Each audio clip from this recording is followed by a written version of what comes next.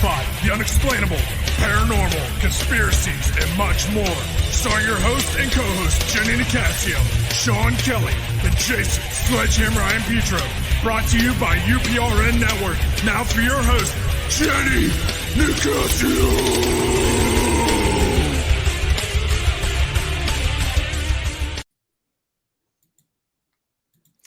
Good evening and welcome to Chasing Prophecy on FM 105.3 New Orleans, where we discuss anything and everything beyond the scope of normal. Remember to like us on YouTube and follow us on Instagram. Hello, boys. Hello, how are you today? I'm okay. What a rough day today. What a rough day. I'm sorry. Yeah. That was a pretty good day for me, other than just taking a nap. No, I didn't take any naps now. So why is it such a rough day for you, Sean? Well, because, I work at a grocery store, right? Shop and Save, I'll say it here in Pittsburgh. And I had more dumb questions from customers today that I could deal with in a lifetime. It just seemed like every 5-10 minutes, someone would come up with the most stupidest questions. Okay, give us an example of a stupid question. I want to hear this. What do we got? What do we got from the Pittsburghers here? Here's what we got. Okay. So, and this happened to me back at John Nichols. This thing follows me. Well, a girl bought a whole ham, right? Today, bought a whole ham, and she said, "Can you cut it down the middle?" I said, "Sure, not a problem." And as I was walking back to the meat room, okay, she says, excuse me, do you think you can get me a slice out of the ham in the middle?" I said, "Sure, not a problem at all." So as I turn around and I start walking back, on my father's grave, the lady said to me, "Does that mean you have to cut it down the middle?" Whoa. That was wow. And then I got somebody into an argument today with somebody who knows the difference between a ribeye and a Delmonica. Now let me explain it to our viewers, listeners here. Anything above the Mason-Dixie line, it is considered a Delmonica. Anything below the Mason-Dixie line, it's called a rib steak. Well, 20 minutes fighting with this woman, knowing that I was like, please. And so those are the two main ones today. But now I'm here. Well, anything between the 200 square miles of southeastern Massachusetts, I believe, is called the Bridgewater Triangle. I think. Anyways, we have a really cool guest on the show tonight. Christopher, I think I would know this since I'm part Italian. Balzano? Is that how you pronounce his name, Sean? Balzano. Okay. Balzano. He's a teacher. Get the hand going. He's a teacher and a folklorist living in Boston area, and he's going to discuss his book tonight. And he's also been known to be an investigator of the unknown for 12 years. He's a regular on several paranormal radio shows and has also appeared on a documentary that I just watched yesterday that was about the bridge. How you say it? Bridgewater, bridge over troubled water. No, Bridgewater Triangle. Okay, so he is going to be on the show, and like I said, he's appeared on several documentaries and television specials on the supernatural. And for the past 20 years, the people along the Massachusetts-Rhode Island border, okay, that's known as the Bridgewater Triangle. So many odd things have happened. Some people call it the Disney World of the paranormal, because there's so many strange things that happen there. But for centuries before that, the triangle has been a haven for the unexplained. This is going back, way back. Ghosts. There's been scenes of like crazy stuff with animals, wolves, like the dogma and Bigfoot, cryptic creatures. So this is going to be an interesting show. And there's also, I'm not sure how to use the Hockomock I tried swamp. to figure. I couldn't figure And that that's name a out real either. big, that's a big spot. And it's going back to, oh my God, it's going back to, geez, 1675 when there was they lost 500 Englishmen and 3,000 Native Americans, a bloody massacre with, they called it King Philip, with King Philip. And so we got him on the show tonight. So let me go ahead and bring him on without further ado. Thank you for joining us tonight, Christopher. Hey, how are you tonight? Hey, Chris. I thought I had a great hat, but Jenny, you've got my hat totally beat. Ooh, I collect them. I love my hats. It's Especially pretty amazing. Especially this time of the year. I'm going to get some new ones. I know there's some hats on one side and then Spirit the other. Halloween store. There's a really cool one I want to pick up. Yeah. Okay. So, Chris, tell us how in the heck did you get involved in this? Well, actually, you said 12 years. I've been doing this since 1994. Ooh, okay. Actually, my 2 triangle books are now 12 years old, which makes me feel really ridiculously old because it was like what I thought was going to be my heyday, and I guess my heyday never happened. But I actually started, I mean, like a lot of people my age, I always say I was a generation that was raised on going to horror movies with your parents at a drive-in, and you would watch like, The Fox and the Hound, and then The Exorcist would be after it, and you were supposed to be asleep by the time The Exorcist rolled around, but you never were, right? And we were the first generation that were raised on HBO. So when our parents went to sleep, they showed all the best stuff on HBO after dark. Parents would go to sleep, you'd go in there, and you'd see these absolutely horrific horror movies, and it was like, oh my word, like it just awoke something in me. Avid reader, just consume. And then when I went to college, I went to Emerson College in Boston. And, excuse me, my dorm was the Charles Gate Hotel, which is one of the most haunted buildings in Boston. And in addition to these crazy, weird experiences we would have, what I started to notice is that people would tell stories about why they were happening, right? All the background stuff. And I would hear the same weird happening, and 3 different people would give me 3 different backstories. But better yet, all of those backstories were things that I had been reading about in books, in Time Life books. I'm like, wait a minute, that's not here. That happened in Chicago. And that story right there, no. I heard that story from Bethesda, Maryland. And I started to realize that we, as normal people, right, whatever that might mean, the paranormal is not, it's not normal for us. It's not something that occurs every day.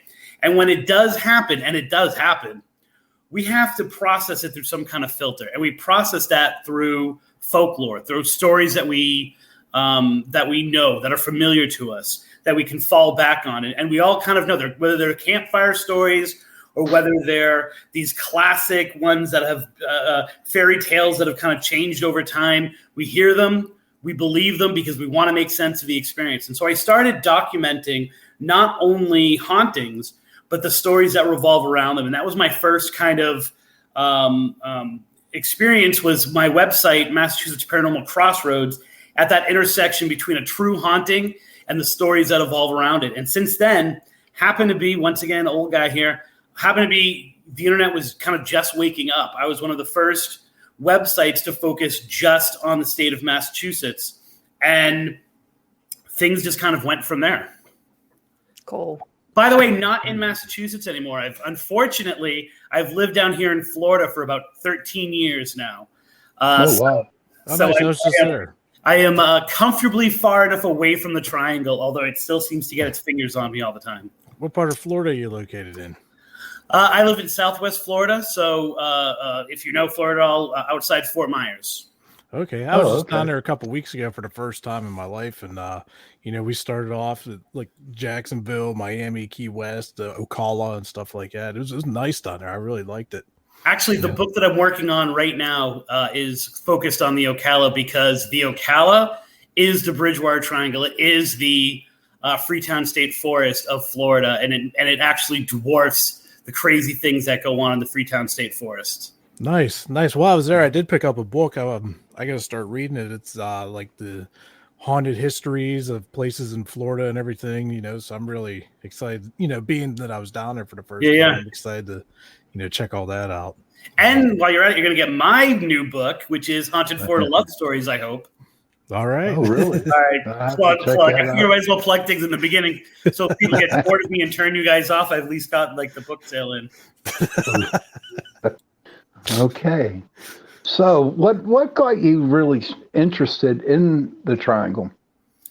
I mean, what did anything happen to you that made you go there? Yes and no. So it's important to understand that the Bridgewater Triangle was coined in the late 70s by Lauren Coleman, codified kind of officially in 1983 in Mysterious America. And the idea, the concept of the Bridgewater Triangle kind of laid dormant. Activity of the triangle didn't lay dormant, but it kind of was, no one was talking about the Bridgewater Triangle the way they do today necessarily. A book came out in 94 called The New England Ghost Files, which anyone who's from New England who's into ghosts at all will claim this is like one of the best books of all time. It's just a great, great story, a great book. The author of it happened to live in Rehoboth, Massachusetts, which is one of the apexes of the triangle. One Halloween, I went out and we decided to legend trip, I guess we would call it now, legend trip as many of the different stories from that book that we can. Now, by that time I had my website, right? So I'd post something about Boston and get a little traction. I'd post something about the Brockton area, get a little traction. I posted about things in Rehoboth, like specifically the redheaded hitchhiker of Route 44. And I would see the hits on my website go through the roof. I would get tons of emails and responses. And so I started saying, what's up with that area? And then I started getting more information about other places in the triangle. I would post something not triangle related and get no feedback. I would post something triangle related, not understanding that there wasn't even a triangle at this time. And it would just go crazy. And so I started doing research, and in my research, I found the work of Chris Pittman. Okay. And he had kind of connected with, he was more of a cryptid UFO person. I'm more of a ghost person. And he was very much in tune with the Bridgewater Triangle and what was going on. And as I'm looking at it, I'm like, wait a minute, I worked with that guy. Chris Pittman and I had worked together for like a year and a half at my sister's sub shop, literally right next to each other, joking with each other all the time, and didn't realize we were both researching the same area. Nice. And both were kind of walking in each other's footsteps without even knowing it. It's funny because I just read, we got to the documentary that Jenny was referring to earlier, got a really bad review the other day. And so the director posted it. So I looked at some of the reviews of the movie, and I find it hilarious that people who are watching a documentary about Bigfoot and Sasquatch and Puckwudgies and ghosts and demons and satanic murders and all this crazy stuff, they couldn't believe that Chris Pittman and I had actually worked with each other. Like, that was the thing that would baffle people's minds. But what happened was literally it was one of those things, like it was birth by fire, I guess. I kept going out there and looking into these stories and publishing them on the website. And by doing that, more people would contact me and more people would get in touch with me. And over time, it just became, my website ended up becoming kind of a repository for Bridgewater Triangle stories until I wrote my first 2 books. Wow. So you still in contact with Chris? Is he still up there in Massachusetts working the Triangle? Yeah, well, and maybe we, depending on where we want to go with this conversation, the Bridgewater Triangle has a lasting effect on the people that look into it. It's something that outsiders are feasting on. I'm not sure if you guys know of the new podcast that's out there called Bridgewater. No, never heard of it. Okay, so we can get into that a little bit later. But the simple answer to your question is, Chris is active and he's out there sometimes because investigating and doing what he does has taken such a toll on him physically and psychologically because of his involvement in the triangle that he kind of pops his head up every once in a while and then like puts it back down and then pops it up once in a while. And he really is, if the angle of the triangle for you is UFOs, and cryptids, he's the man to talk to. And kind of our research, kind of hand in hand, gave a rebirth to the triangle that it's still kind of going through right now. Cool. I have a question. Going back to the history behind it. So this is similar to, well, this is how I think. This is similar to Skinwalker Ranch, that it's a curse from the Indians because of all the blood that was shed during that 1675. What do you think about that? The Bridgewater Triangle is an onion. Every time that you think that you have found what causes the activity in the triangle, it totally another layer comes out, right? The rug comes under your feet, and now something new is introduced. So there have been over the years like psychics who have kind of made this connection between King Philip's War. Historians that are into the paranormal also want to make that connection. Of course, if you saw the documentary, there's the wampum belt story that I tell in that documentary. But in reality, I live here in Florida, right? Mm-hmm. So if you look at the way that Europeans carved out their little world in America, right? The Spanish conquered, right? The Spanish literally just came in and wiped people out. The English converted, right? They came in, they made friends. Let's do a little trading. Oh, by the way, don't you love Jesus? Now, by the way, I'm not going to trade with you unless you like Jesus. And so it's two very different ways to take over a people, right? Right. The absolute bloodshed and the insanity of the King Philip's War on both sides of the fence. So you have Wampanoag who are committing war crimes against the British who are committing war crimes against the Wampanoag. Doesn't naturally fit either of their personalities. One might say as if they were possessed. So even something, do I think that the King Philip's War added to some of the negative juice that's in that area? Do I think a lot of the ghosts that are in the triangle have to do with actual people who have died during that war? Yes. But I think that the King Philip's War is another symptom of just the absolute darkness that is the Bridgewater Triangle. So why do you think that there's a lot of things that happen at the swamp? It seems like there's more cryptic creatures that have been seen there. Well, I think it's whether it's spirits and I've been talking a lot lately about our movement of environments, right? And so if we keep carving out every place, then anything that's in that place that's left over, we're intruding on their land, right? Okay. And I'm not even just talking about humans, but I'm talking about fairies, right? So if you believe in fairies, if you believe in fairy rings, fairy trees, things like that, every time you cut one of those down, they got to run somewhere, right? They got to go somewhere. They're either going to go into your house or they're going to go further in. The Hockomock is a swamp. It is a primeval, primordial nest, right? Mm-hmm. So anything from civilization, from the founding of Massachusetts, from the developing of Massachusetts, is constantly being pushed into that area and pushed into that area. So you have parts of the Hockomock that no one's ever really even been to. You've got parts that, in the last 50, 60 years have been expedited for the first time. And so, they see these gigantic snakes, right? But it's also, Massachusetts is not, it's this interesting combination of city and rural, and suburb becomes very rural very quickly. But there's not a lot of woods left, right? There's not a lot of natural land. And so I think those things which might have roamed free, when Coleman talked about the Bigfoots, for example, he was talking about the three towns of Bridgewater, Bridgewater East, or East Bridgewater, West Bridgewater.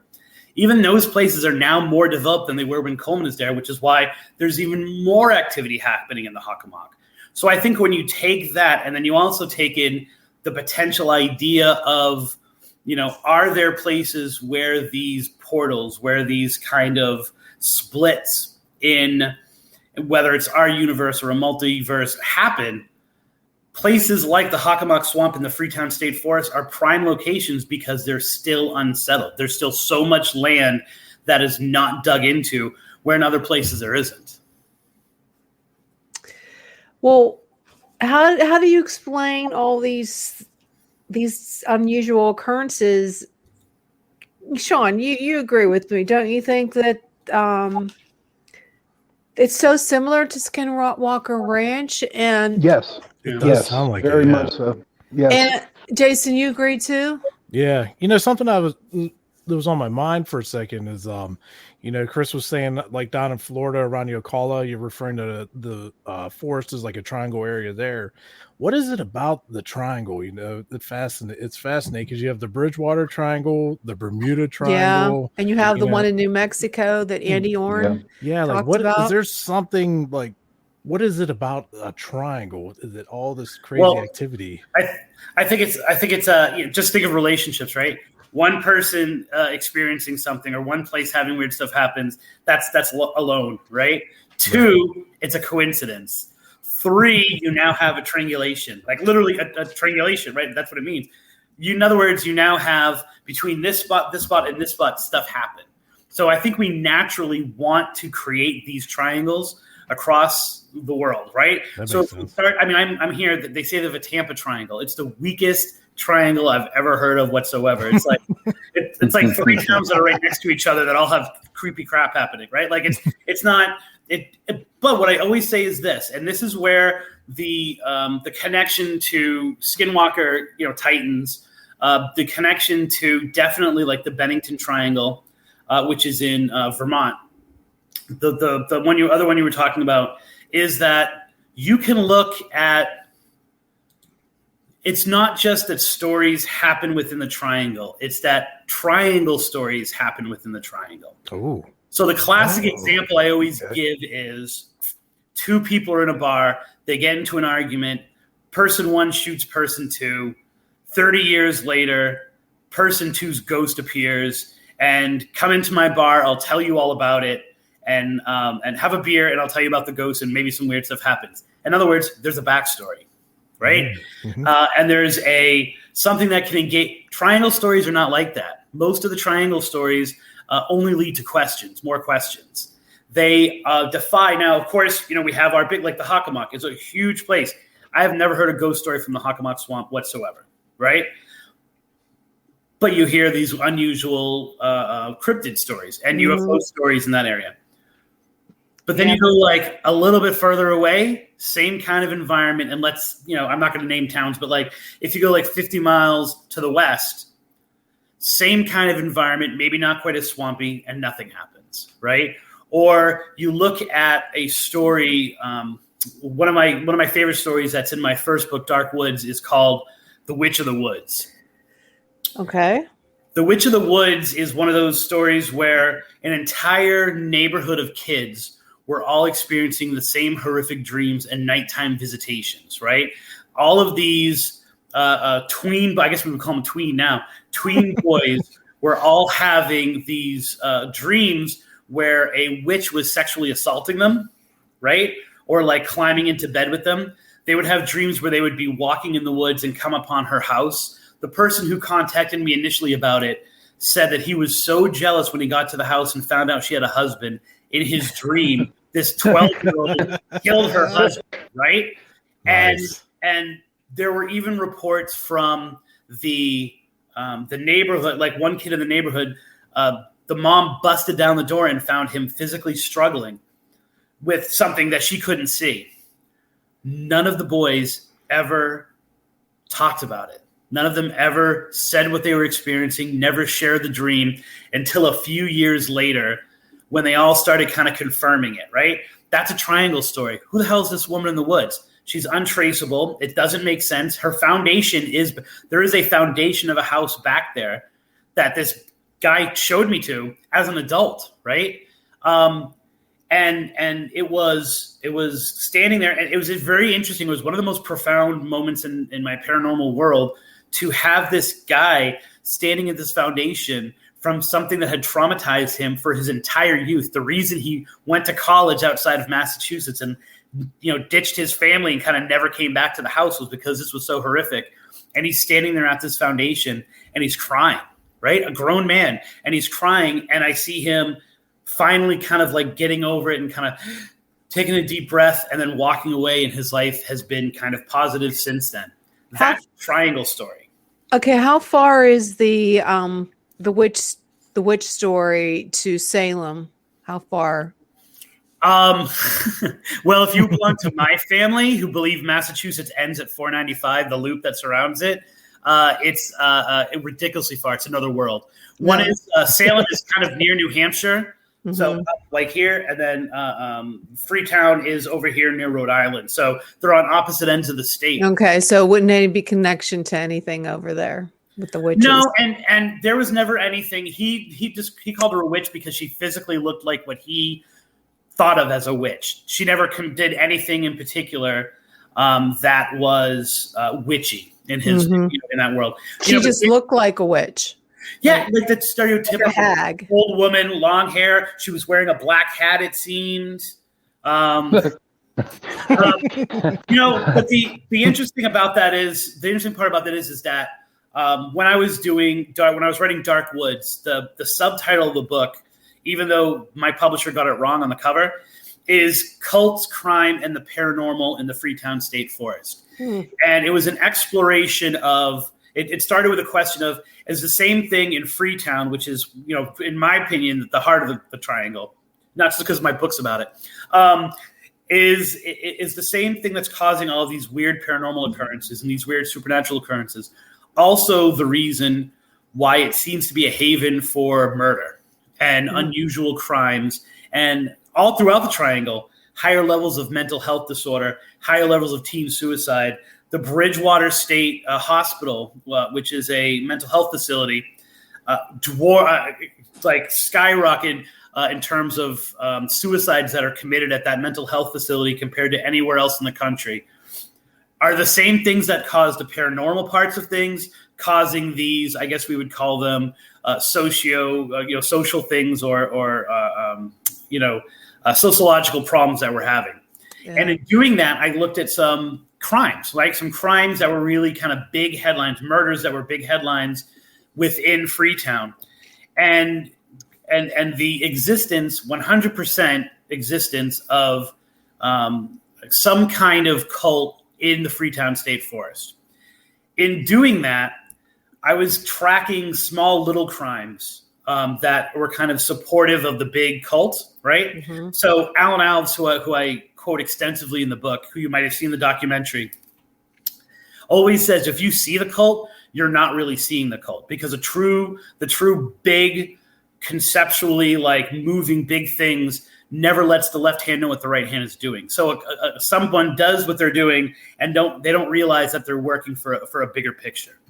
So they commit all these other smaller crimes that you see, things like abductions, things like drug trafficking, all this kind of stuff. I was actually able to track the movement of this cult from a similar forest right outside of Salem into Freetown over the late 70s and early 80s. So you could actually see the crime and these, I don't want to say they're paranormally charged crimes, but they're definitely ones that when you look at them, they raise your eyebrows a little bit as being unusual, and having some kind of odd paranormal twist or supernatural twist to them. And I literally am able to track them in that book from the area where Salem is down into the Freetown State Forest. Yeah, a lot of paranormal investigators call it a vortex. Yeah, I'm comfortable with that. Yeah, there's a lot of different yeah. When I was saying like little places in time, like, portals and stuff like that, vortexes. I think, vortex is a really good, newer catch-all for that stuff, because at some point you have to say, like I was saying, you go back and it was like, okay, so maybe it was the stuff from the 70s that made the triangle. Nope, because that stuff led to this and that stuff. And eventually you have to lead to just a shrug. Like, I don't know what the hell is going on. But the idea of a vortex makes sense, because there are things that pop up every once in a while in other parts of the area that are very similar to the triangle, both in physical description and like what happens. and then it goes back to the triangle again. And so you almost get this feeling that not only is that a kind of veil between worlds, but also a veil between one part of our world and another part of our world. Yeah. Did you ever hear anything about the Dayton Rock? What is that called? The Dayton Rock State Park? Yeah. Yeah. So, Dayton Rock is, while there have been some odd experiences, it's really kind of just an unusual story within the triangle. So once again, I know Chris Pittman has had paranormal experience at the triangle, but what it really is just an unsolved mystery. Mm-hmm. So there is this huge rock, which was originally I want to say that it was originally in the Taunton River, and it has all of these symbols on it. And no one can exactly figure out what the symbols mean, like what society it comes from, what pre-Columbian society it comes from, except the fact that every society and every background thinks that they have it translated and it's them, right? So especially because the area has such a high concentration of Portuguese, people see Portuguese symbols in the rocks. People see Native American stuff. People compare it to stuff that are on Mayan temples, if that's what. And so it's really this kind of mystery that's lasted all the time. It's now out of the river, and it's in, it's in its kind of like, holding place in like a little house in Dayton. So it's called the Dayton Rock. But it's more than being supernatural, paranormal. It's just one of those things that really scratches your head, and it's a really cool kind of thing to look at and say, because you really can see what does that mean? And this looks like the name Joseph, and this looks like a Chinese symbol I saw on our menu once. And, it really has all this crazy stuff that's on it that will probably never be solved because there's so much fighting between the different groups over to what it might actually mean. Yeah, they're also saying something about the swamp, that there's the canoe company that some people have seen, the Thunderbird. Mm-hmm. Did you hear anything about that, or do you have I know nothing about a canoeing company. I just know that traditionally, so they have the Raynham dog track, which I believe now is closed. And right behind the Raynham dog track is, I guess you could call it like the unofficial welcome area of the Hockomock Swamp, because it's the easiest place for you to enter.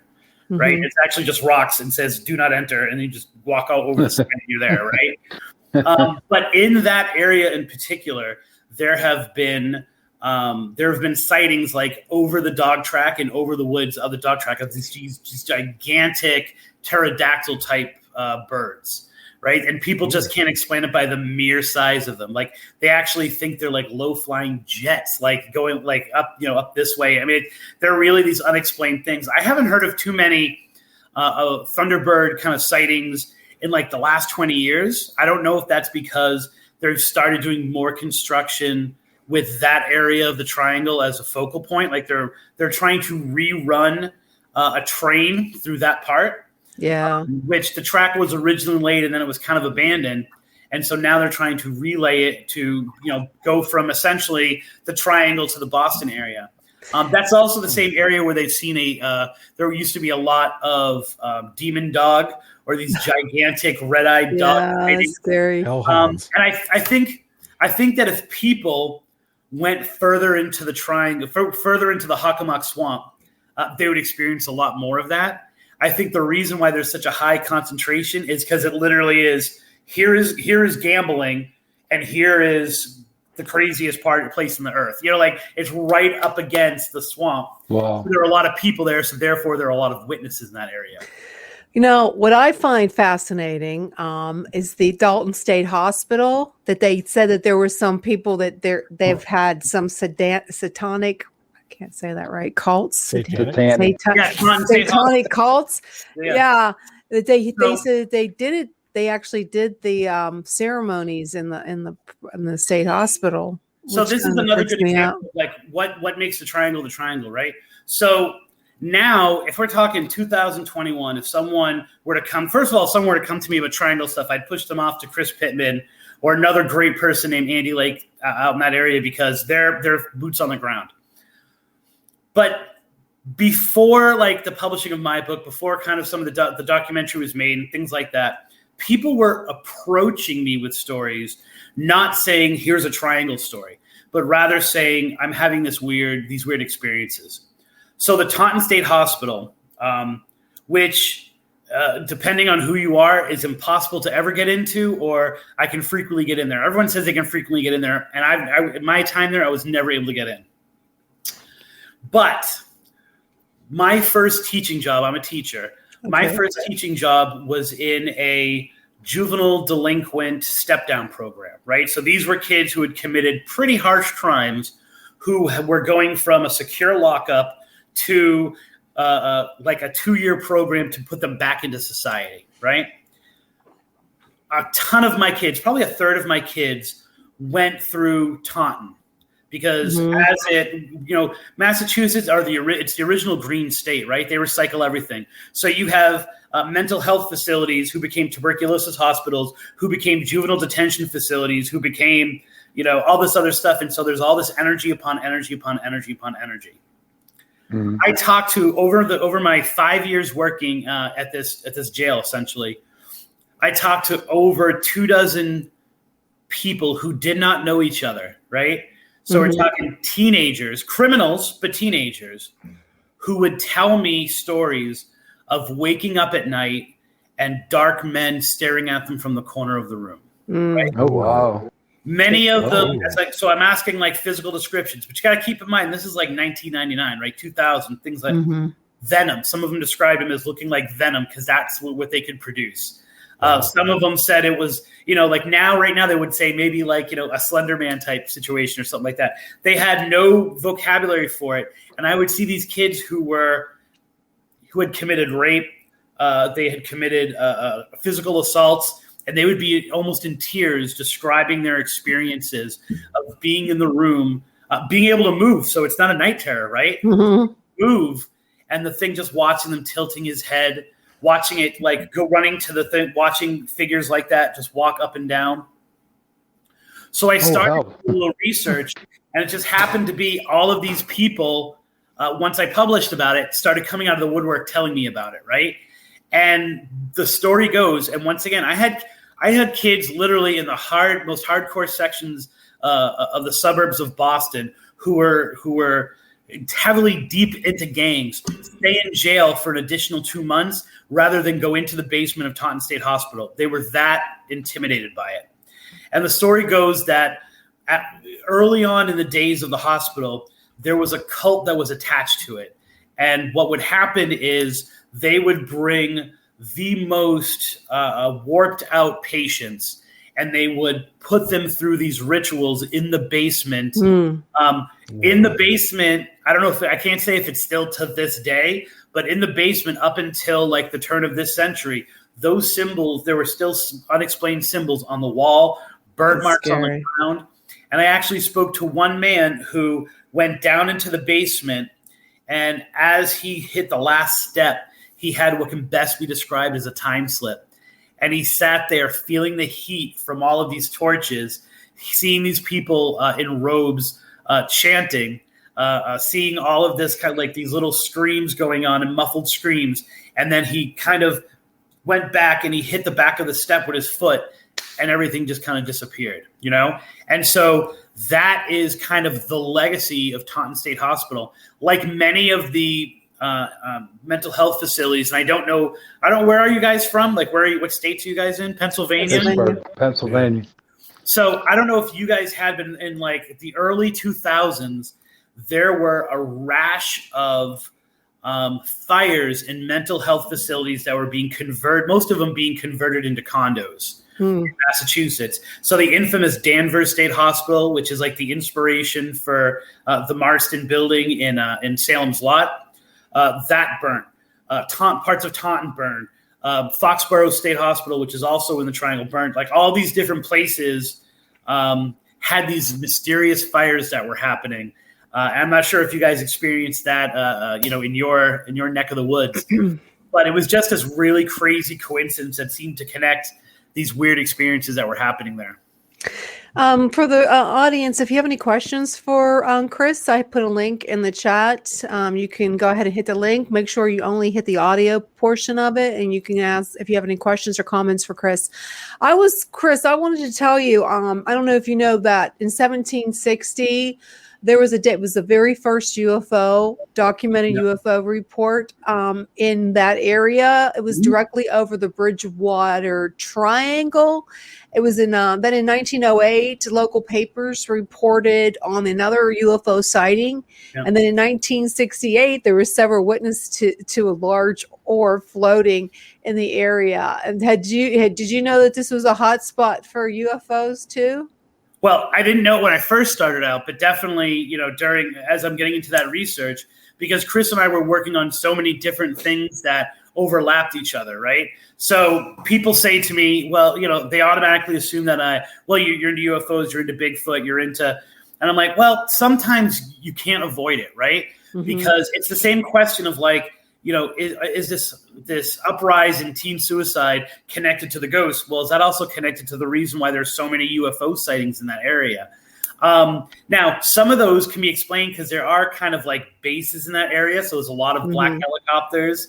Yeah. When we're talking 1760, there's no helicopters, never mind black helicopters, never mind unexplained things. So then you get to the next logical thing that people want to say, which is like, well, it's a swamp. It's swamp gas, which I think is one of the great lies of the paranormal world. The swamp gas, which has never really been able to be fully explained and proven to me that these things like ghost lights are only swamp gas being ignited. Because as far as I know, things that are ignited don't tend to dance and like move in and out of each other and play with each other and stuff like that. So people say the UFOs are that. There's a really good story. So obviously, as I'm saying all this, people need to go out and see the documentary. It's free on Amazon Prime. It's posted to YouTube now, so I think you can watch it free on YouTube. They have a really great story about the two news reporters. I don't know if is that the 60s one you're talking about?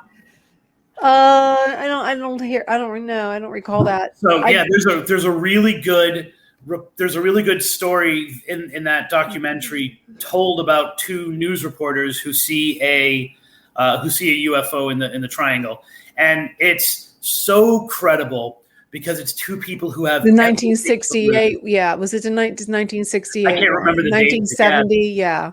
And so it's people who, like I said, they have everything to lose by telling their story, and yet they feel compelled to tell it. And then they retell it for this documentary. And it's one of the moments of the triangle because, maybe we're all crazy. Maybe the people I talk to, maybe the people I get my stories from, they've misidentified something, or they're just lunatics or whatever.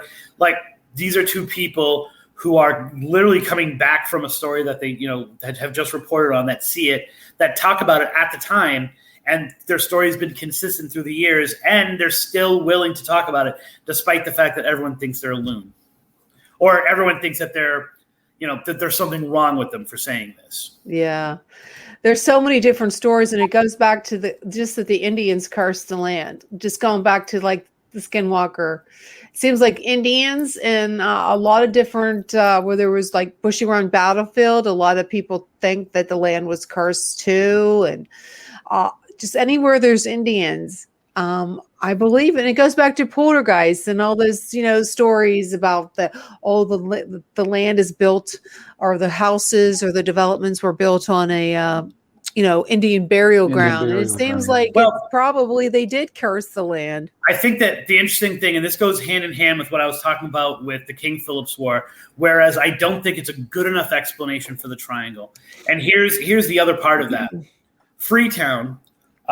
Wait a minute, Chris. Do you think it's not cursed? You don't believe that the Indians cursed? I don't. I think that the over the course of history, the Wampanoags have had as much trouble in the triangle as we do today. Okay, so what is your analysis of it? What do you believe it is? I don't know.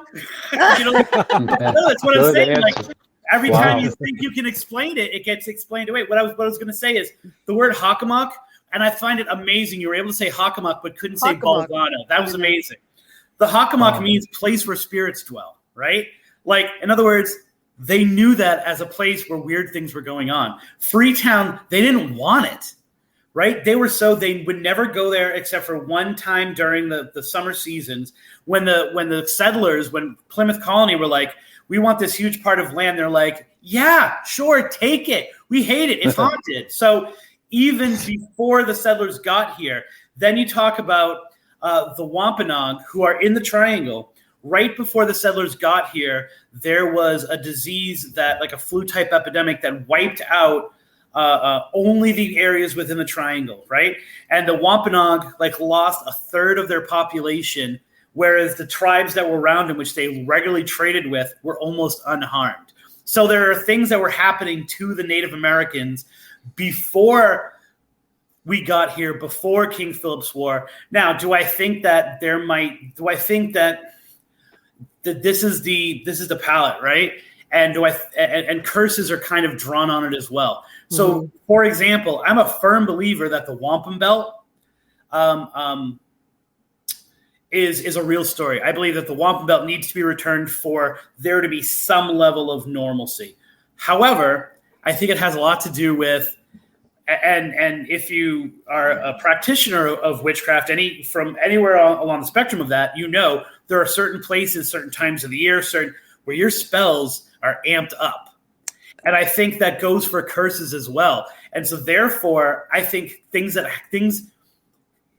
might be cast in the triangle, and I've had people from cults, from witchcraft, from voodoo, from different practitioners of energy tell me that the triangle makes their spells on steroids. And I think the same thing can be said for curses. And therefore, I'm not saying curses in the triangle don't exist. I'm saying they're not the reason for everything. They're the juice that makes them even more impactful. Okay. This is really totally interesting. Definitely. For me, two questions. First one, did they have people that have gone into the swamp and actually never came back? Like they were... Yeah, no. I think that every once in a while you hear of a story like that, but the more disappearances have happened in the Freetown State Forest. Okay.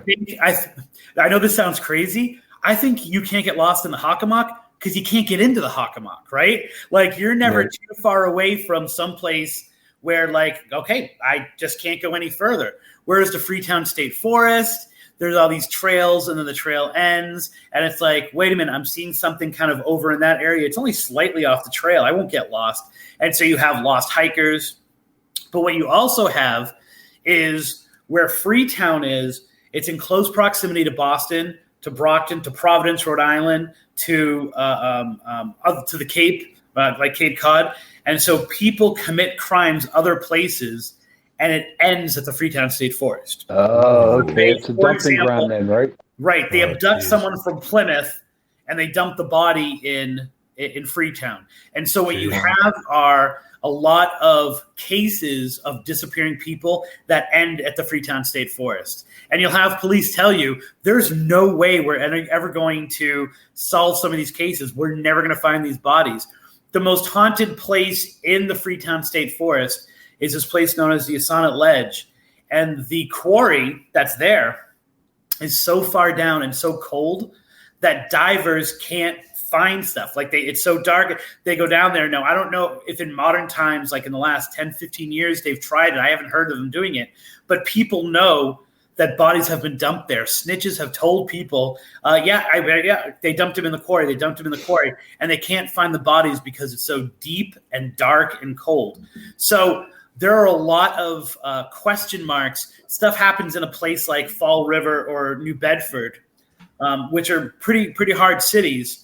People disappear, and then it always seems to end up in the Freetown State Forest, or they are rumored to end in the Freetown State Forest.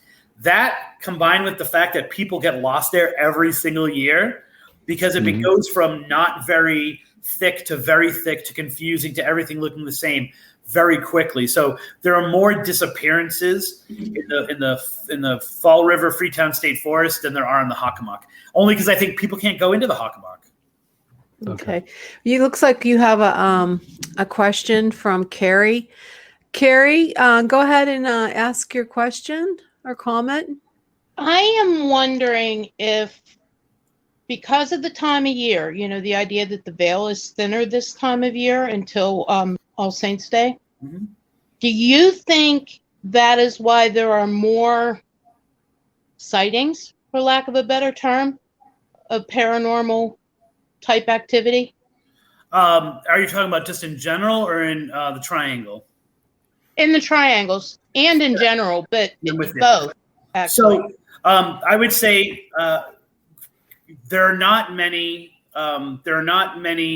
sightings in the wintertime because it's wintertime. But there are just as many things that happen in the summer as in the fall, right? Okay. There's just as much activity. So I think now that said, if we push the paranormal stuff aside, like in my book, it's called Cults, Crime in the Paranormal. What you see is that's not as much now, but in the 70s, 80s, and early 90s, you saw a ton more abductions, cattle mutilations, things like that during this time of the year, and also around satanic holidays, because there were deep ceremonies going on in there. So that traditionally, that kind of activity ratcheted up, but there's stuff always happening in the triangle. Any more questions for him or Sean or Jason, Carrie? But I definitely think, in general, we have these holidays at certain times of the year for a reason, right? Like in other words, we didn't just say, hey, this, and then like the supernatural world conformed to that. I think we place these holidays at times when paranormal activity in general increases. So I would agree with that part. Well, when I was a kid in northern Pittsburgh, they used to call it a triangle where I lived. You would kind of drive in there and just get lost, and you'd be on a road that took 5 minutes for 20 minutes. Yeah. You would like disappear. And that always seemed to happen more this time of year. Really?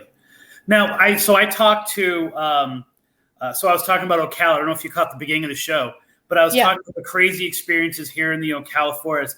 And there's someone who lives right down the road from me in this little town I'm in Florida, who has a deep history of paranormal here in Florida. And so we've connected a few times. And I interviewed him for my book, and he has the exact opposite. He says, like the Ocala, for example, goes dead in October and doesn't like rise and show its face again until March. So it's odd here in this state. It does the exact opposite. It seems, at least in terms of paranormal activity in that place, in that location. But what it does have, which you were talking about, is it does have. And now that I've explored this in the Ocala here in Florida, I look back at some of the stories that I documented in Freetown, and it has what I call the slip, right? Which is a little bit different than a time slip, but it's just things seem to be a little bit off, right? And this goes to the vortex idea you were talking about earlier. The idea that, and now I look back at Freetown, the idea that hunters, right, who GPS everything they do, right? They find a good location, they mark it, other people know it. This rock right here is where I saw the best boar, and blah, blah, blah, blah, and I'm going to come back here. And they go back to that exact location 2 weeks later, and there's no rock there. The location's not there anymore. They go back a week later, and it's there again, right? It just seems as if like things shift, right? Like things slip slightly. And I think that happens more frequently the closer we get to these veil times that you're talking about and these celebrations. Well, thanks. I'm aware of 2 areas around here. Thank you, Carrie, for your questions. You have a great night. Thank you, bud. Well, there you go. Yeah. Chris, Chris, what would you say would be like your most intense personal experience, like with all the research you've done, like when you're digging into these things and investigating and stuff like that? Like what struck you the most? It's crazy. Like, so about 7 years ago now, I took down Massachusetts Paranormal Crossroads. I left the business altogether, kind of thing, and it was, I'm done. Like, I have no place. I felt as if the ideas that I had, the things I were expressing were not in line with what was not necessarily popular, but what was like grabbing people's attention and Their ideas weren't my ideas.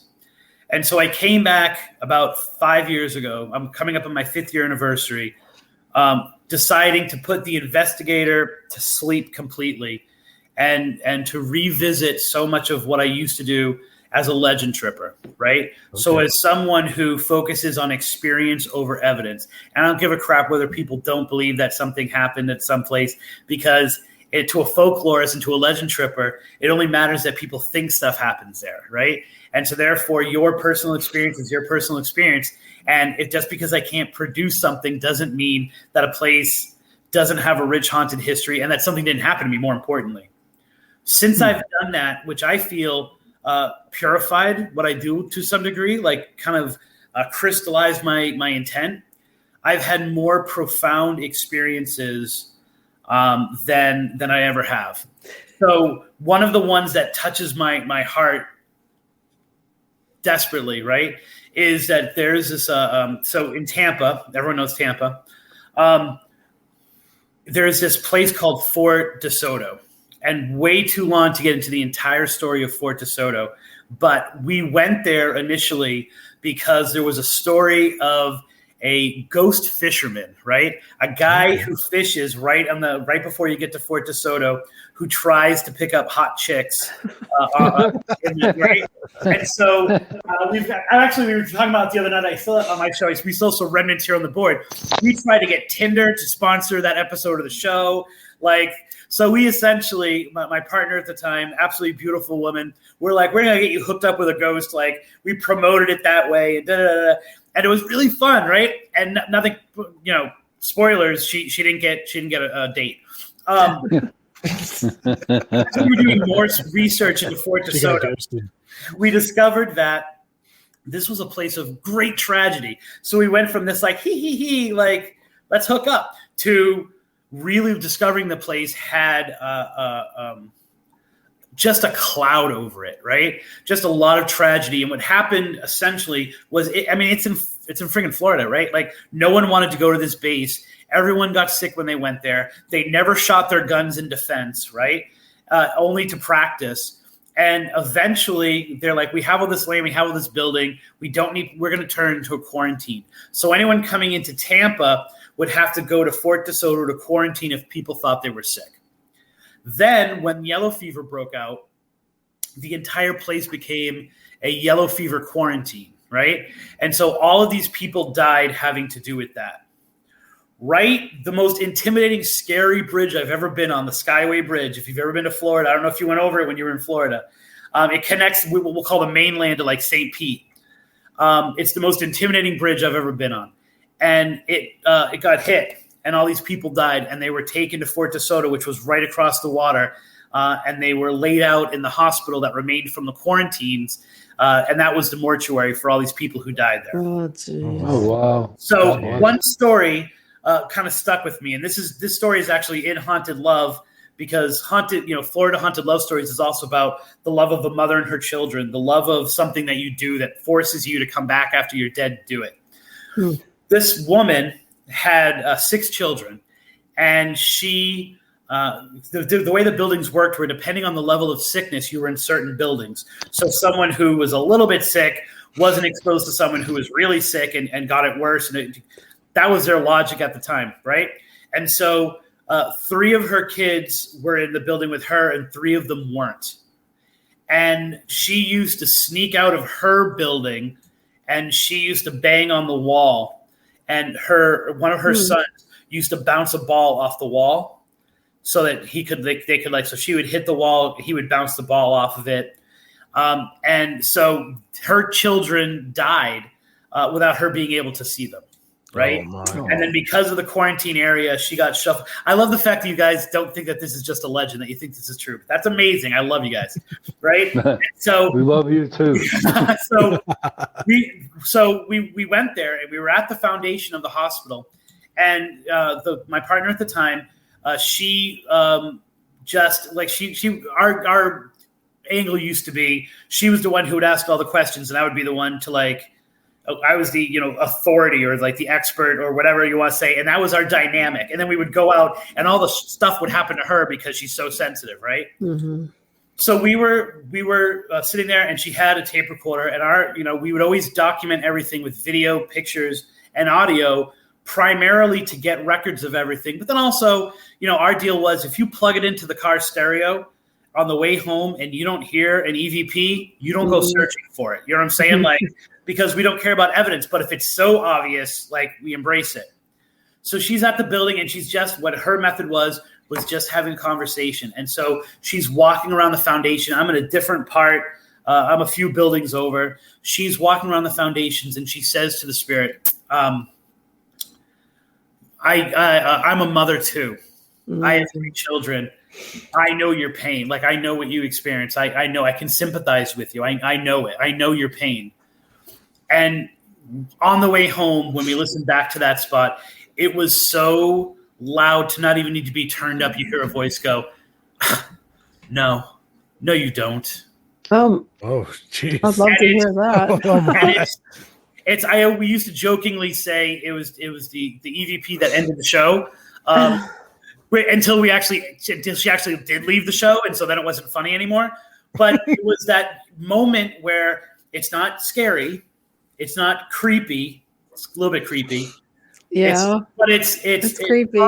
It's confirmation, not just only of that someone was there and interacting with you, but the fact that grief exists after death. Right? Yeah. Like, that sorrow, that sadness, that's not a psychic recording. That's not you hearing a noise and saying, it says get out. Like, that is a sentence that even the voice itself has such sorrow in it. So you have to realize that what we do, whatever level we do it at, is profound, right? And we're touching upon things that don't just have to do with energy or pseudoscience or folklore or psychic connection, but like a smack dab big ball of all of it rolled in together.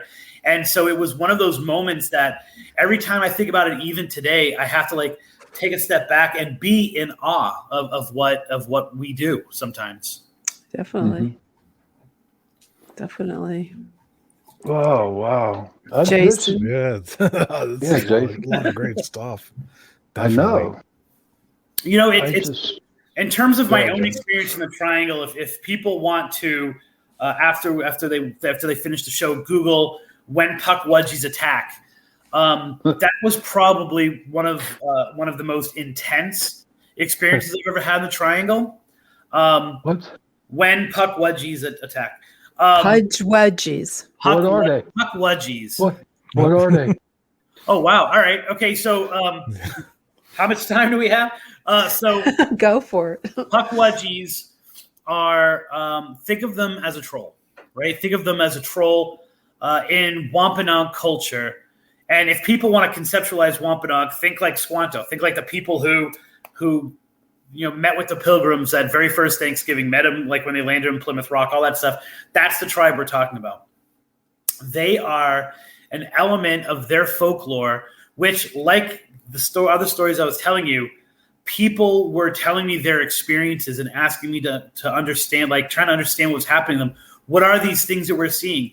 There are these short, usually about between 2 and 3 feet tall, long hair, sometimes hairy, like overall sometimes hairy, elongated nose, who seemed to be walking the woods, and we would stumble upon them, right? So the first 2 experiences that I got, really the first 3 experiences, all follow the same kind of pattern.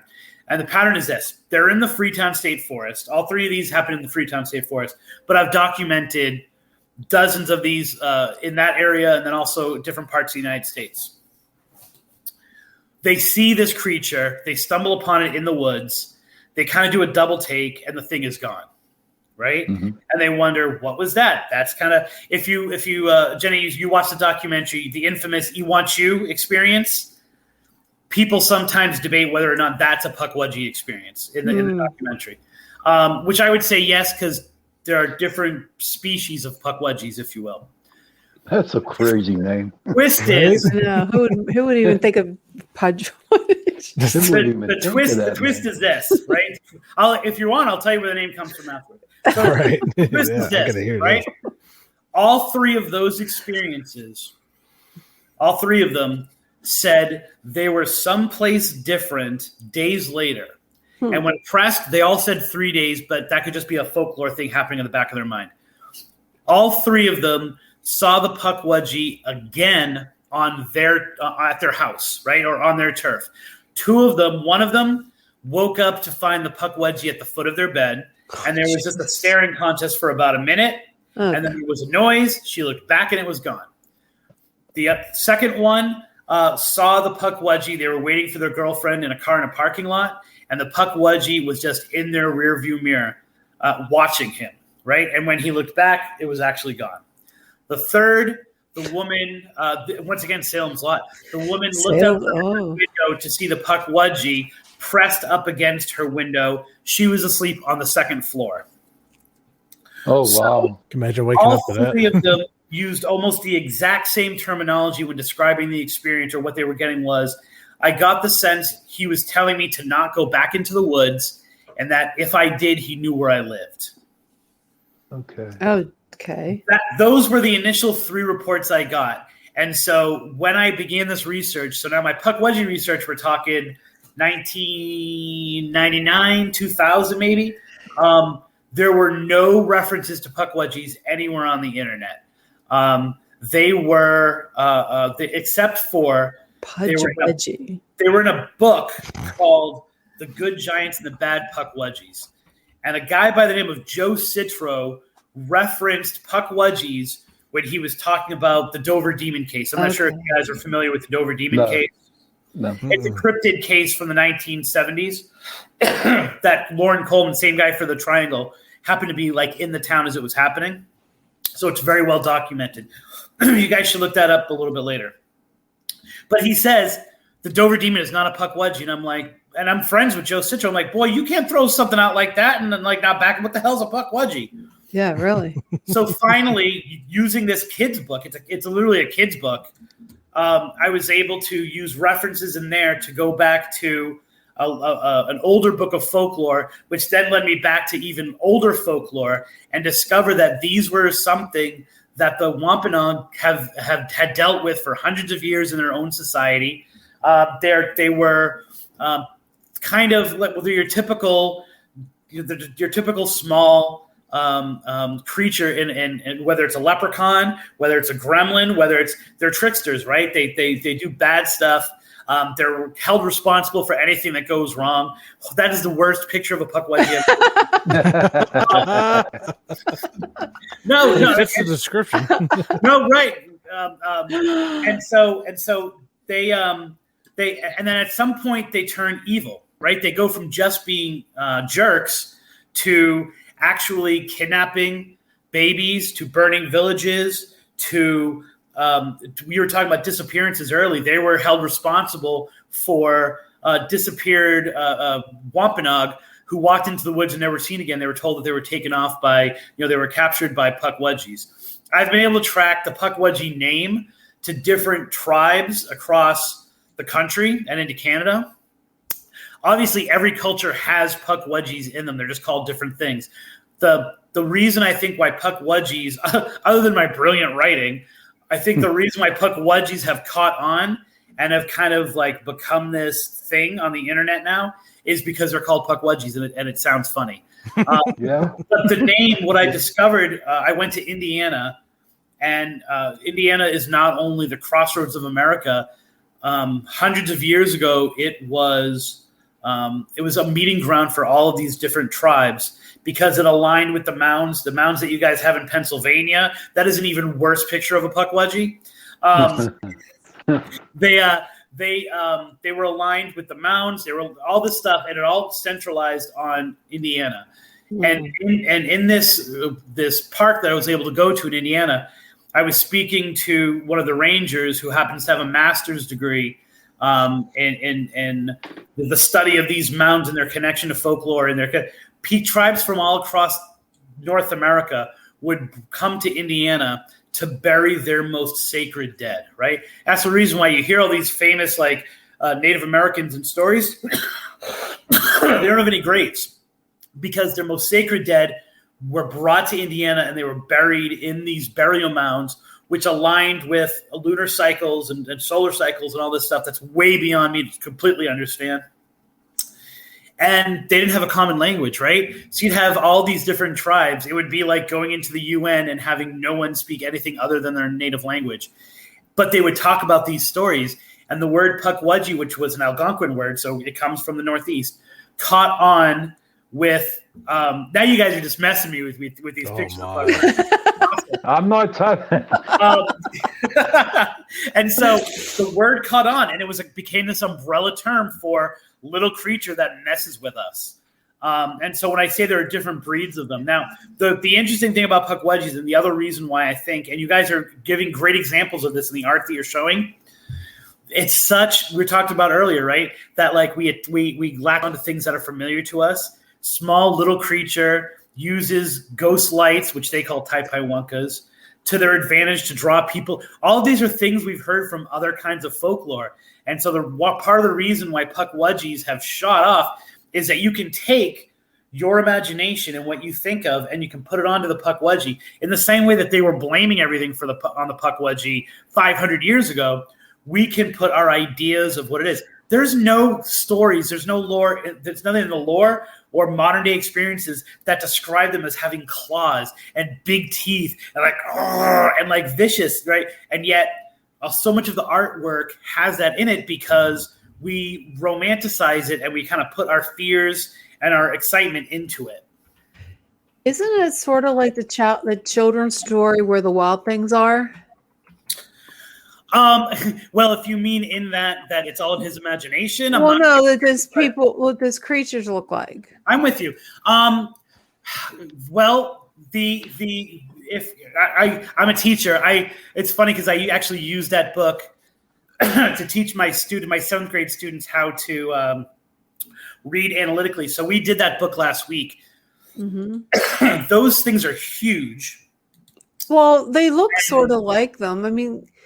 Yeah, I mean, I think that the a kid's imagination of what a monster is translates to us as adults imagining what monsters is. None of the things you showed look anything like a Pukwudgie, but those are artist concepts that they have. They've taken what it does and a little bit of its physical description, and they've made it. So I would agree that there are some common things that we think bad guys should look like, and I think where the wild things are, and gnash their horrible teeth and roll their horrible. I see, like you've got me in teacher mode now. The wild rumpus start.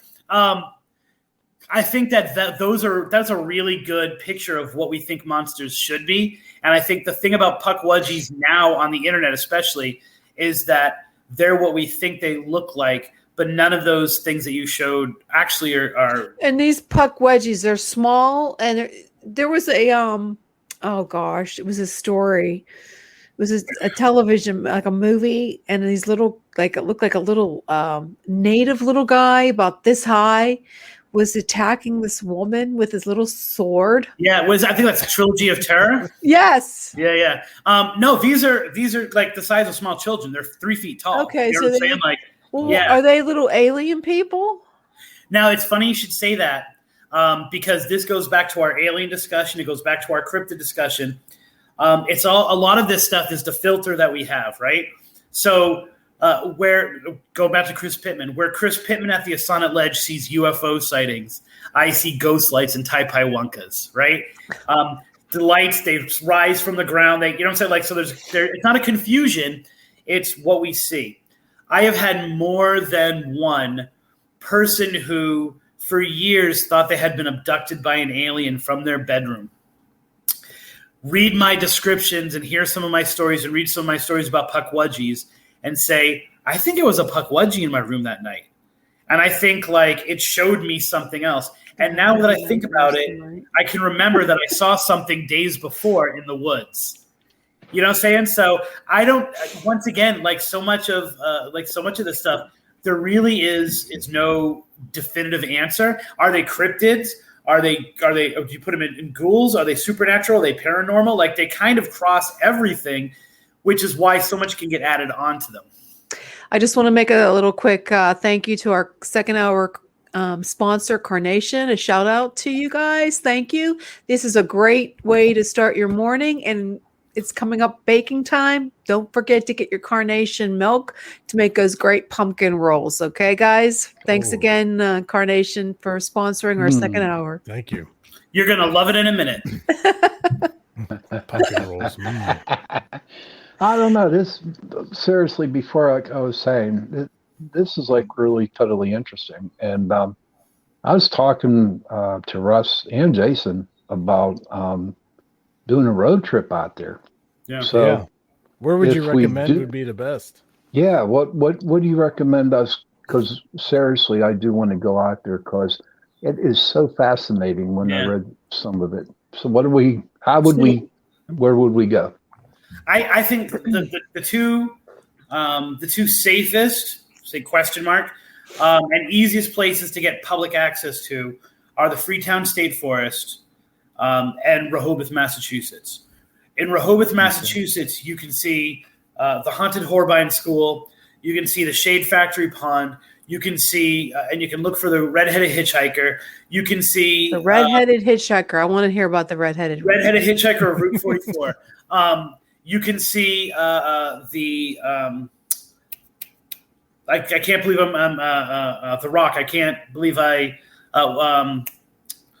could tell you the story about The Rock, but for some reason it's totally blanking me out. But it's the site that ends King Philip's War. Like the surrender happened at this rock. Please, someone in the chat room know what I'm talking about and hop into it, because it's killing me, right? Because it's like I've been there like 27 times and I can't come up with what the name is off my head. You'll remember it at like 3:00 in the morning. I will, and then I'm going to call each and every one of you. All right, brother. That's a really good location because those are great haunted locations, especially like The Rock. People have gotten really powerful evidence there, right? So if that's your thing, the looking for the Red-Headed Hitchhiker is fun. So it's this kind of combination of great folklore as well and stories that have developed around these places, as well as people have real experiences there. And so you can kind of get caught up in both those things. You can have a great time reading all the stories of a place like The Rock, and then go there and you're like, oh crap, this might be real what people are saying about this, you know? No, that'd be no problem. And then the second place, which is more intimidating, would be the Freetown State Forest. And there are places that are easy to get to, like in terms of, a haunted wood where satanic cults have worshipped, sacrificed people. They're places that are easy to get to that, once again, have more modern folklore attached to them, and yet are still very active, and people have a lot of experiences there. So you said those two were like kind of like Anawan Rock. I just saved you guys. Go. I'm not going to wake you up. It's Anawan Rock. Anawan Rock. Not it. Thank you. How do you remember these names? Puck Wedgie and Anawana Walk. Well, it's funny because you've said them 1,000 times. You've been there, and then I in a conversation will be like blah blah blah Puck Wedgie. Whoa, wait a minute, what's that? And you're like, oh yeah, like not everyone's inside my head. But also, just to end up on Puck Wedgies are now so popular they're part of Harry Potter. No, that's what you should be making. You're a school teacher. Make some Puck Wedgie dolls. Well, I'm not the home ec teacher, but what we do, we're actually right now creating our own folklore and creating our own myths. So I've got half the class creating folklore and half the class creating myths, and I think it's really interesting and kind of connects to what we're talking about. That all of my students who are creating gods, right? So they're working on mythology. They're creating gods. Almost every single one of them. I thought you said guns. Well, that too. We had one of those in the district this week. But the people who are creating gods and heroes, but mainly like gods, like Hercules was born Hercules, right? All of their gods have something happen to them, like an origin story. Like watch too many Marvel movies. Yeah. All of their, or they're also obsessed with Slender Man and Midnight Man and and Blue Baby and all these things. What grade do you teach? I teach 7th right now. I just went back to middle school. Okay. Yeah, I taught high school. I taught middle school, then I went to high school, and I just came back to middle school this year. That's nice. Yeah, and I've got pictures of all this stuff all over the place. So all my students all know what a puck wedgie is. They all know about your puck wedgies. although they also can't pronounce my name. Sounds like someone happens in gym class. How do you pronounce your last name?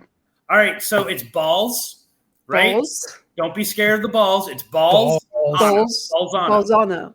There's like no P in it. I don't even know where you were getting a P. I don't know. I can't talk.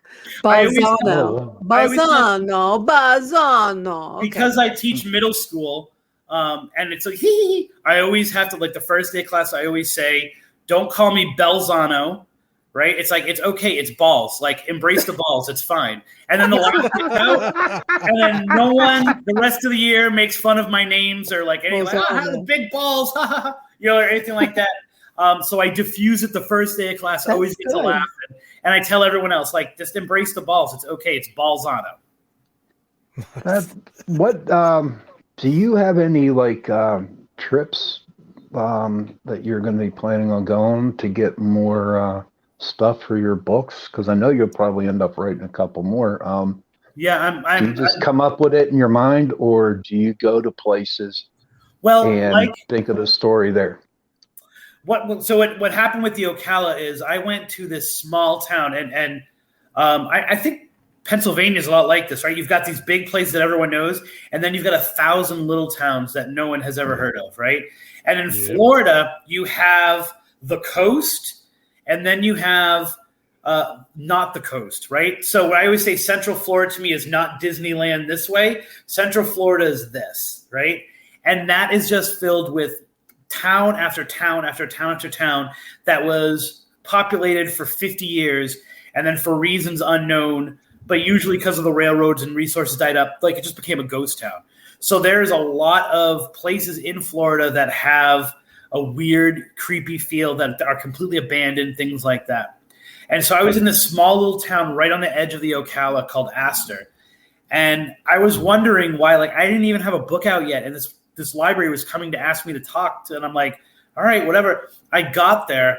There were like 20 people from the town. All of them not only had a ghost story to tell me about the town, but the other people knew this. Yeah, I know that story. They knew the town. Like, they had all these ghostly legends there. In addition to it, we were taking a picture outside, and it was morning time, right? It was like 11 o'clock. No matter where we took the picture from, we couldn't get light. Right, and it was perfectly light out, and then we'd take a picture, we'd be in the dark.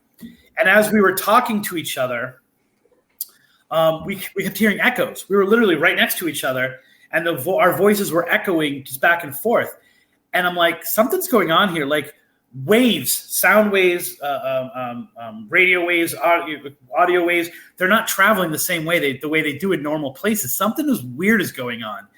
And then I started to notice I was getting a lot of weird stories from the Ocala, and therefore I was like, you know what? This has got to be my next book, because I have a ton of information about all of these little towns, and they're all really weird, and they all point at there's something dark going on in the forest. And so I posted in a Florida history group on Facebook, hey, I'm thinking about writing this Ocala book. And I am not, in 2 days, I got over 1,000 responses of people wanting to tell me their weird experiences there. I had never had that kind of feedback, that kind of immediate, like, you're on the trail of something. So I'm just now finishing up the Ocala book. My next big trip is going to the Florida Keys. Doesn't everyone want to go to the Florida Keys? I was there. and I'm probably not going to go far enough to see my good friend Robert, who's in. I did. I saw him. I've seen him twice. Both times afterwards, the two loves of my life left me. So I'm not eager to go see. Oh, really? Anytime soon. Wow. Did you ask him for permission to take a picture or anything? So the first time I met Robert was one of the only times he's ever left Key West. It was in St. Pete. The Ghost Hunters was doing this big conference in St. Pete, and they brought Robert up, and I had no idea who Robert was whatsoever. This is 2008. Okay. But I'm like 20 feet away from him with my friend who's got a booth there selling stuff. And people kept walking up to me saying, can you take a picture of me with the doll? And I'm like, okay, so this must be a ghosting. And I take a picture. And then they come back laughing. They're like, okay, now ask if you could take the picture and take the picture again. And I'm like, who the hell am I asking? They're like, ask the doll if you – and this happened to me like 20 times that day before and I'm like, oh, I get it. And then it was later that I learned of Robert's rules that you have to say hello to him. You have to ask for the picture. You have to thank him after you've taken the picture, and you have to say goodbye. And if you don't, you're either going to get into a car accident or in my case, lose the love of your life. If you go to see Robert and you've been there, behind him and all around him are just letter after letter after letter. Oh, that was crazy. Of people who have had bad things happen to them after they've left Robert, and they write him and say, Robert, I'm sorry. I didn't say goodbye before I left, and I got into a car accident an hour later. Please forgive me. And oh, my goodness. Like all of this kind of stuff. And these people genuinely believe that their experience with Robert caused bad things to happen afterwards. It's sort of like a chain letter. So do you think do you think it's tied to like a curse from Robert, or do you think like it's just coincidental from like what's your opinion? Okay, so I'm a folklorist, man. It's all real. It's all real. It's okay, so where does the damn doll come from, right? Like there's the story that his grandfather brought it back from Europe and put the clothes. I've never heard about this doll. Right. But then that's not sexy enough, man. That's how boring is it to get a present from your grandfather, right? So it's like 3 foot tall too. It's right. It's huge. So I like my favorite background story is that his father was having an affair with his nanny, right? Well, that's a good with Jean's nanny. And the wife found out and made them break it off. And so he fired the nanny. And so she was a voodoo priestess, and she put a curse on the doll. Because if we can't blame witches for things, what fun is the world, right? I recently did a show all about the folklore of how we blame witchcraft for anything that happens in our society. Like we're still doing it today, right? I love that story. Now, if you really wanted to nail me down, I would say this dude was mentally ill. Like Gene was messed up. And I think that he created a tulpa himself and put all of his juice and all of his intent into this doll and gave the doll life. You know what I'm saying? I can see that. I do. I can see that happening. It actually manifested. I tell you what, when we went down there, this was just 2 weeks ago.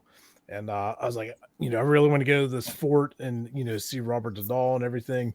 And, as a paranormal investigator, we take that seriously, very seriously, so. Which is not what happens when you take that tour, right?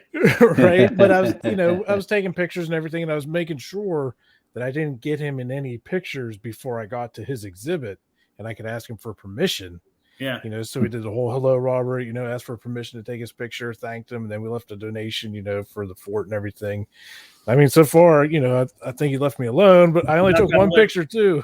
So part of the story of that, like is that most people, and I love it because like they gave us, I'm like, dude, I don't want your K2. Like, I don't want an EMF meter. And people are like, how does this thing work? Like, blah, blah, blah. Like, there must be a ghost. But I think what happens is this. Most people, and if you take a step back, it makes sense. Most people, when they go in there, they want to screw at Robert at first. And so they take a picture because we don't know how long that permission lasts, right? So you take your picture without the permission first, right? And then you ask permission, and then you take the picture. Well, when you first get in there, you're excited. You are literally taking a picture into something that's inside of plexiglass from a weird angle with lights all over the place, and then you're worried, and then you get a bad picture, and you're like, "Must be a demon." Like it just doesn't work. Then what happens is the initial part of it wears off. You're more calm. You ask, you snap the picture, and the picture comes out normal. So there might be.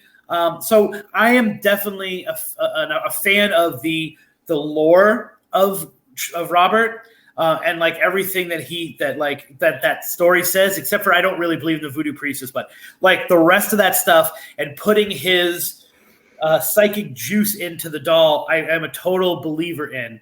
I don't know if I believe. I'm not going to screw with it, but I'm not sure if I believe as much in the Roberts rules and Roberts rules and like the stuff that's around him now. I don't necessarily believe in as much, but I think that doll was definitely haunted when that guy was alive. I have no idea who this Robert is. Well, I tell you what, Robert did it. Tell Jenny. I don't know. Please. I have we never drove heard down about there. this guy. So Robert, despite information out there, is not the inspiration for Chucky at all. Robert was bought, or voodoo priestess backstory. You know the backstory at least. So this 3-foot doll, the little boy gave the doll his name, right? So his name was Robert Jean Otto. He gave the doll Robert, and he took Jean for the rest of his life. Okay. And he would go walk around Key West. Now, Key West is a strange place. You were talking about New Orleans. I call Key West New Orleans Junior. You know what I'm saying? Like it tries to be New Orleans in its feeling. And there are a lot of aspects that are similar to it. So he would walk around, and even for a rich artist family, that's pretty weird to have your kid walk around with this doll all the time. But then things would go missing in the house. Little catastrophes would happen, fires, unexplained fires. And every time they'd say, like, Gene, what's going on? He'd say, Robert did it. Robert did it. He blamed it on the doll. Yeah. Okay. Robert did it. And so it became, and once again, even though that's usual, it's kind of cute when it's like a 6-year-old boy. But now he's like 16 and he's still walking around the streets. Still walks around with a doll. Blaming this doll for all these weird things that are going on. People would see shadows in the house, things like that. He goes away. He goes to Europe to become an artist, to artist school. They put the doll up in the attic. Now people are seeing Robert peering down at times from the attic. Oh, the family, the Otto family, is hearing like something running in the attic. Sometimes Robert would be downstairs for no reason whatsoever, right? So Gene comes back with his new European bride, and they move into that house, and the parents move into a different house, which is also said to be haunted. He takes Robert out, and he brings Robert back into his world because he's still obsessed with it. It eats them. It has a special chair in the parlor. When they're sleeping, Robert is sitting up watching them. And once again, all that stuff happens. The wife starts reporting that Robert is moving all over the place. It's here, then it's moved over there. The small fires are occurring. She'll sometimes wake up and Robert will be like in the bed staring at her. And so she says it's either Robert or me. So he finally puts it back to sleep in the attic, right? Okay. Same stuff starts happening. Sometimes he appears downstairs. People are seeing him peering down the window. Like all of those things are happening. You can't keep Robert down for too long. Eventually, they die. The house goes to someone else. Jeez. Written in the sale that they're not allowed to move Robert.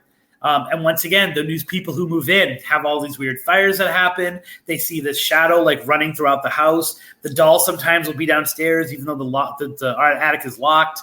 Until finally, that museum, which used to be a fort, buys him, takes him from the attic, moves him to this fort. So it's funny that the last time I was in Key West, I talked my way into, my partner and I pretended that we were engaged and we were looking to have our wedding at the artist house where Robert used to live.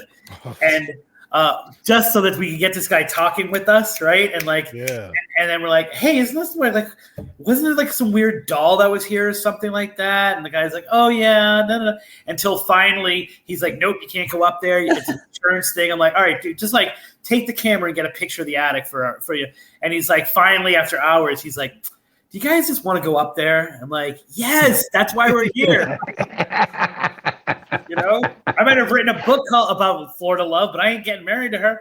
And so we were the first people. Really, me. She didn't end up going because he would just allow one of us. I was the first person in the attic that didn't own the house since Robert had been moved. And so it was really cool. Wow. Nothing ghostly happened, but you're sitting there going like, wow, like this is the birthplace of probably, I always call him he's the paranormal rock star. Like this is the birthplace of the of the myth of one of the most famous ghost stories in Florida. And I'm just here, and of course I'm coughing because it's filled with dust. So, but it was a beautiful moment nonetheless.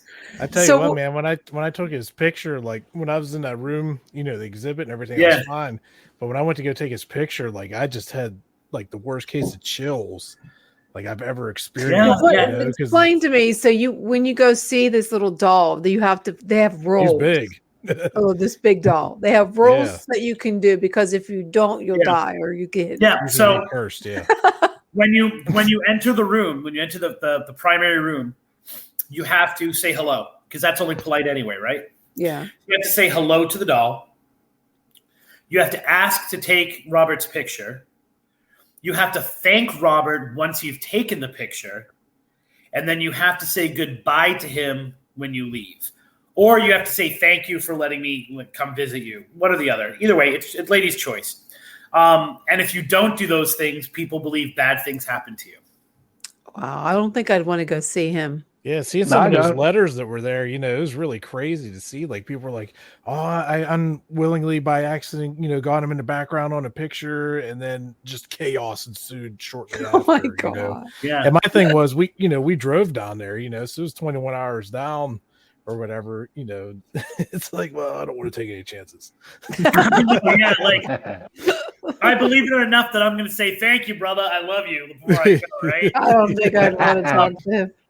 So Key West is a great haunted destination for anyone. Like there's so many really good ghost stories, and like New Orleans, a lot of their ghost stories have to do with alcohol. So it's like bars and stuff you can go to leading into it. But the Keys, like people think of Key West or the Keys, I think of only Key West. But there's a whole string of islands that lead down. The most recent show I did.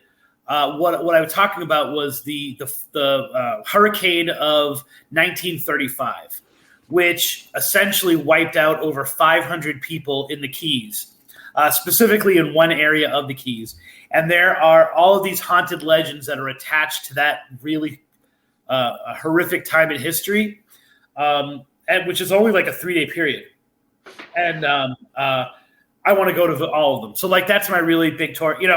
Just to kind of summarize what it is, you have over 500 people who died, right? Some of which have never been found, right? They've never been discovered. They just assume that they were lost at sea. Every once in a while, someone in this part of the Keys will be diving and they'll find a body underneath or like attached to the coral or buried underneath like a tree, like the swamp trees that are down there and things like that. And I'd be like, oh, those are cool. From 1935. And they'll bring the body up and they'll add another number to it. So World War II, World War I, horrific. The vets come back and the government owes them money, right? And they're like, we don't have any money. So what they did was they sent them out for work, right? So that's how they could pay the vets their money. So all of these, like thousands, I should say, of World War I veterans were shipped down to Florida to help to reinforce the railroad, which ran from Miami. Actually, technically, it ran from St. Augustine and Jacksonville down to Daytona, down to Miami, and then over what is now, which is where you drove, the 7 Mile Bridge Highway, right? That was neat. So that all used to be a train track. Oh, wow. The storm wiped out all of those worker camps. So in addition to the residents that were normally living there, these World War I vets who were actually like, they were in tents. They were in like lean-tos. Like there was no support. The storm hit so quickly. They were like, well, there's nothing. One of my favorite things is one of the people who was predicting the weather was a priest in Cuba. And they asked him, well, what should we do to protect these people now that the storm is coming? And he went, I don't know, pray. All these people got wiped out. But then you're talking like this is in the middle of the ocean. Like it's not that close to land. So they put a ban on shipping the bodies out. So they were under orders to round up the bodies of these people who had died and burn them and cremate them on site. Oh, Wow, So you have electrical storms, right? You've got sudden death. You've got horrible tragedy. You've got misplaced bodies that were burnt, regardless of what their religious ideas were. You mix that and like the mythology, the legends and the folklore that comes out of this event in that area. It's just I've been dining on it for the last 2 weeks, and that's there's like at least five locations I've attached to this story, and so I'm dying to. I don't know if the whole thing would make a book in and of itself, but that's definitely something I'm looking to explore. That's great. I tell you what, the key lime pie down there is awesome. Yes, and every place makes their own, so you can under the pretense that you want to try all the different kinds, you can eat like 87 different kinds of key lime pie, and they're all amazing. different. Well, it was great having you with us tonight, Christopher. Where can someone learn more about you and your books? The radio show is called Tripping on Legends, so wherever you get podcasts, you can download Tripping on Legends. TrippingOnLegends.com is the main website, but to be honest with you, Facebook.com/Tripping on Legends is probably the best place. That's where everything gets dumped into from the Instagram and from the Twitter. All ends up in the Facebook. So that's probably the best place to go. Facebook.com/Tripping on Legends. And then, of course, any of my books, I've got 9 of them out. Any of them can be bought at Amazon.com, or if you're in the Bridgewater Triangle area, you can get them in your bookstores, or if you're in Florida, you can get, other than that, you can get them online wherever you get your books. Great. Well, thanks again for joining us tonight. It was great to have you. It was a Thank you pleasure. very much for having me, guys. Thank you very much. Yes, thank you. Well, that was interesting. Yeah, it was. Yeah. Well, we ran out of time we were going to talk about the No Face Gray, but we'll save that for next week. Maybe we can get a couple guests on about that, the documentary. That'd be cool. We'll That was a freaky documentary, huh? That blew me away. Yeah, it was really interesting. I really enjoyed it. I mean, it's kind of I kind of believe it. You know, like we talked, I believe it. Right. I believe it was. I don't believe it was a ghost. I think it was a gray that they actually caught. We're going to talk about that next week because we ran out of time. Any final thoughts on this, guys? On tonight's show?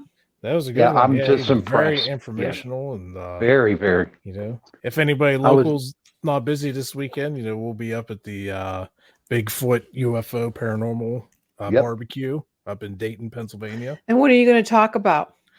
We're going to give a presentation about paranormal experiences, you know, how to help people, you know, talk about equipment and different things to get people started into it and do some questions and answers. And, you know, are you going to have any evidence to show them?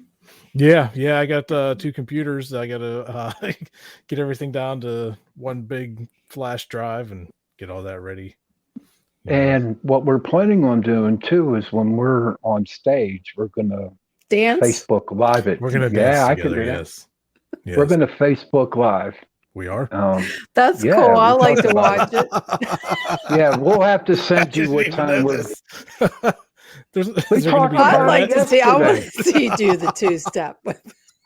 Oh no, 2-step! It's the Irish jig, honey. That's where I go. I see Torture Saturday on the horizon. Oh no, it is not going to be torture. It's going to be a day. I start Saturday. Vacation. Is it Saturday afternoon? Yeah, it's this Saturday. I hope you have nice weather.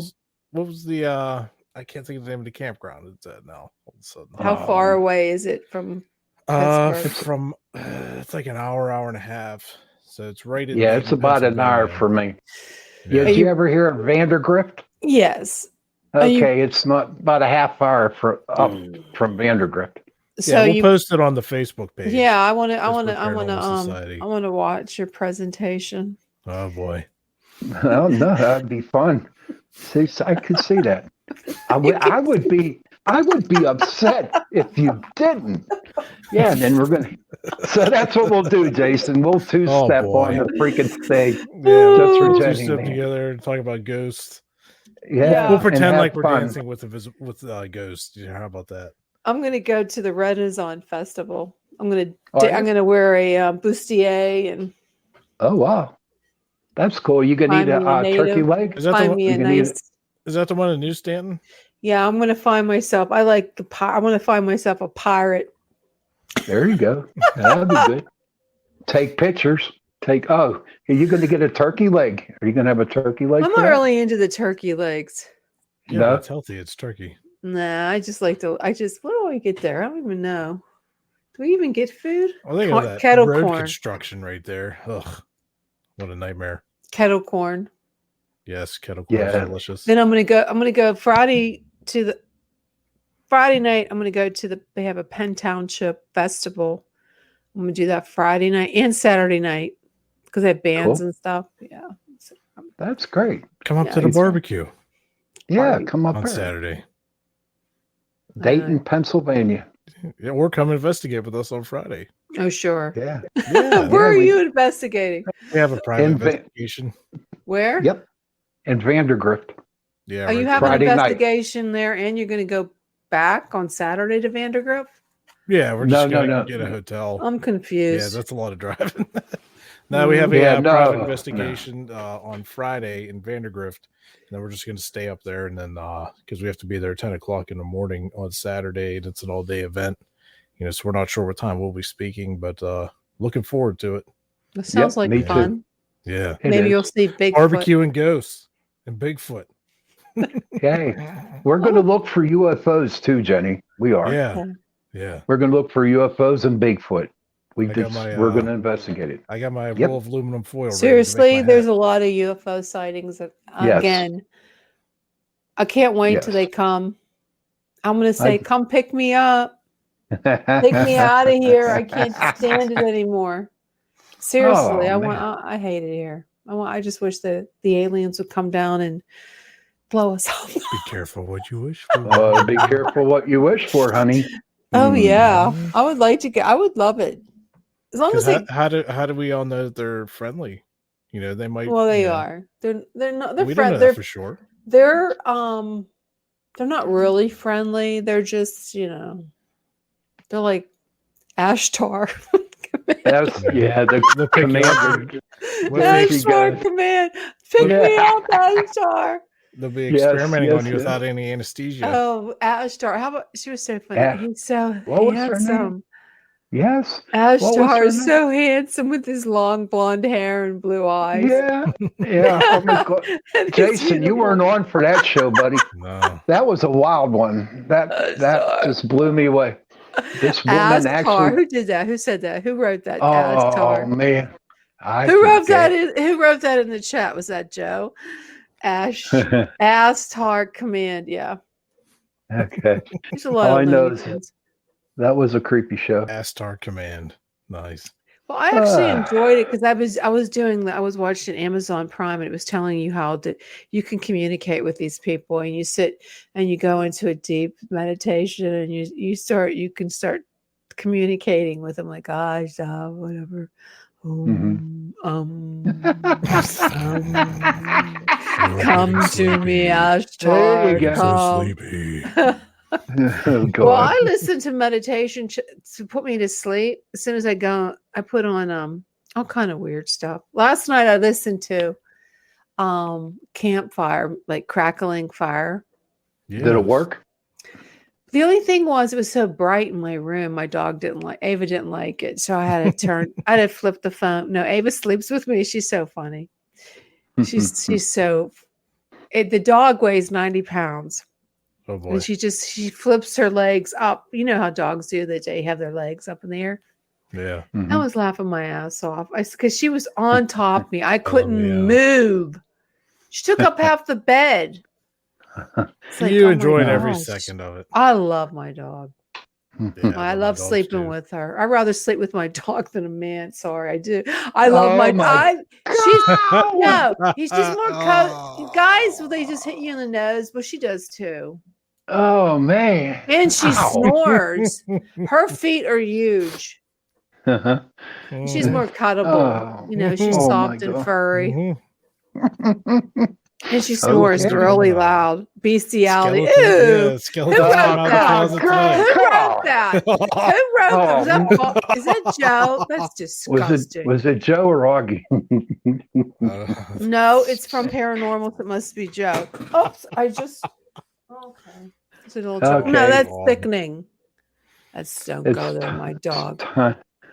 What time it's is it? Is it time to go? I can't even see anymore. I'm yes. losing it because I'm so tired. Okay, let's It's go. the witching hour. Goodbye. Yeah, it's Well, thank you. 10:57. Thank you for tuning in to Chasing Prophecy. Next week we'll talk about No Face the Grays. We'll make sure we get in because we don't have a guest for next week, I don't believe. So we'll get one for that. Okay, guys, thanks again for tuning in to Thank you, Chasing everybody. Prophecy. It was great. It was Take care, fun. everybody. You have a great See you later. night. Bye-bye. I put the ending on because I can't find it. Where'd it go? Okay. Oh, no.